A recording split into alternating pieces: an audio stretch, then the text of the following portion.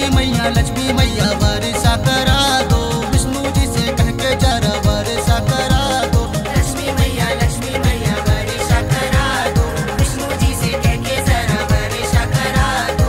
लक्ष्मी जी से कह के जरा वर्षा करा दो, कुबेर वाले बाबा जरा वर्षा करा दो। लक्ष्मी जी से कह के जरा वर्षा करा दो, कुबेर वाले बाबा जरा वर्षा करा दो। काली वाली माता जरा दर्शन दिखा दे, विंध्यवासिनी माता तेरी सदा ही जय हो। काली वाली माता जरा दर्शन दिखा दे, विंध्यवासिनी माता तेरी सदा ही जय हो। लक्ष्मी मैया वर्षा करा दो, विष्णु जी से कह के जरा वर्षा करा दो। लक्ष्मी मैया वर्षा करा दो, विष्णु जी से कह के जरा वर्षा करा दो।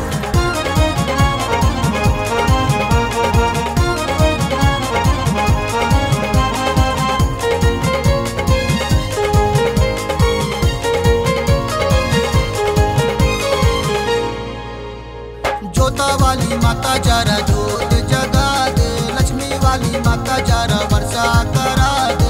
जोता वाली माता जरा जोत जगा दे, लक्ष्मी वाली माता जरा वर्षा करा दे।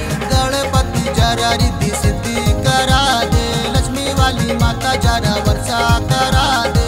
गणपति जरा रिद्धि सिद्धि करा दे, लक्ष्मी वाली माता जरा वर्षा करा दे। पहाड़ों वाली माता जरा दर्शन दिखा दे, शक्ति वाली माता जरा शक्ति दिखा दे। पहाड़ों वाली माता जरा दर्शन दिखा दे, शक्ति वाली माता जरा शक्ति दिखा दे। कल्याणी वाली माता सबका कल्याण कर दे, कल्याणी वाली माता सबका कल्याण कर दे।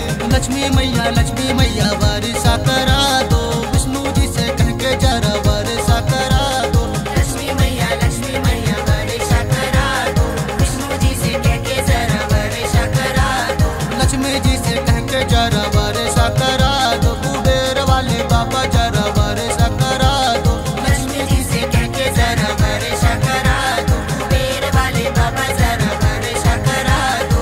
लक्ष्मी मैया वर्षा करा दो, विष्णु जी से कह के जरा वर्षा करा दो। लक्ष्मी मैया वर्षा करा दो, विष्णु जी से कह के जरा वर्षा करा दो। लक्ष्मी मैया वर्षा करा दो,